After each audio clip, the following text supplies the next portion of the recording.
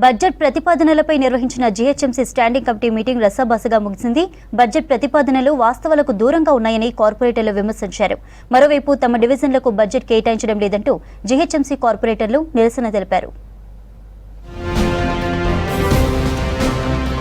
GHMC standing committee meeting అసంపూర్తిగా ముగిసింది. 2025-26 budget ప్రతిపాదనలపై సమావేశంలో చర్చించారు.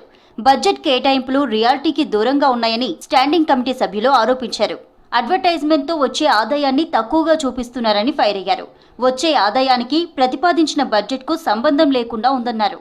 బడ్జెట్ ముసాయిదా ప్రతిపాదనలు సకాలంలో అందించకపోవడంతో స్టడీ చేయలేకపోయామన్నారు స్టాండింగ్ కమిటీ సభ్యులు.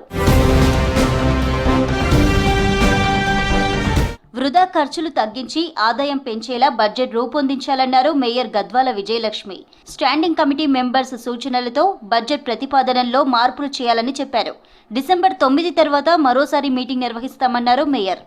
ఆదాయ వనరులు పెంచుకుంటేనే జీహెచ్ఎంసీలో అభివృద్ధి పనులు కొనసాగుతాయన్నారు కమిషనర్ ఇలంబర్తి.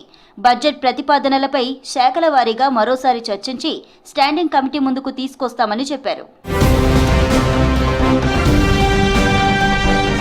మరోవైపు జీహెచ్ఎంసీ స్టాండింగ్ కమిటీ ముందు బీజేపీ కార్పొరేటర్లు నిరసన తెలిపారు.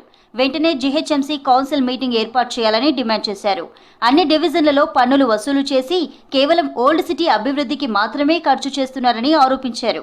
అడ్వర్టైజ్మెంట్ డిపార్ట్మెంట్లో 500 కోట్ల స్కామ్ జరిగిందని కంప్లైంట్ చేసినా అధికారులు పట్టించుకోవడం లేదన్నారు బీజేపీ కార్పొరేటర్లు. ఎంఐఎం, కాంగ్రెస్, బీఆర్ఎస్ కలిసి బల్దియాను దోచుకుంటున్నాయని ఫైర్ అయ్యారు.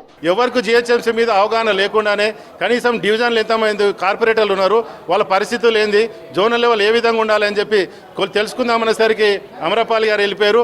ఆమె ఇచ్చిన శాంక్షన్లు వీసార్ వచ్చి ఆపుతాడు. నగరంలో ఉన్నటువంటి కార్పొరేటర్లకు కానీ ఎమ్మెల్యేలకు కానీ ఎక్కడ ఉన్న నిధులు మొత్తం కూడా ఇలా ఎంఐఎం వీధులకే పోతున్నాయి. కానీ ట్యాక్సులు మొత్తం ఎల్బినార్ నుంచి, కుక్కటిపల్లి నుంచి, రాజేంద్ర నుంచి, ఉప్పల్ నుంచి, ఇక్కడ సెంట్రల్ సిటీ నుంచి వస్తున్నాయి. కానీ ₹1 అక్కడి నుంచి రాకున్నా కూడా మొత్తం కూడా నిధులన్నీ కూడా ఎంఐఎం కన్సర్నలే పోతున్నాయి.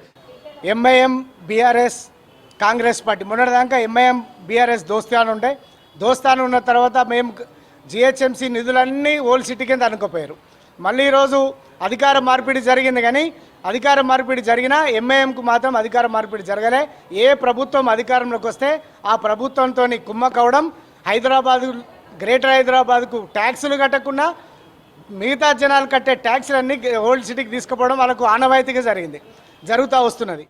ఇక జీహెచ్ఎంసీ స్టాండింగ్ కమిటీ బడ్జెట్ ప్రతిపాదనలు ఆమోదించిన తర్వాత జనవరి 10 లోపు తిరిగి కౌన్సిల్ ముందు ఉంచనున్నారు అధికారులు.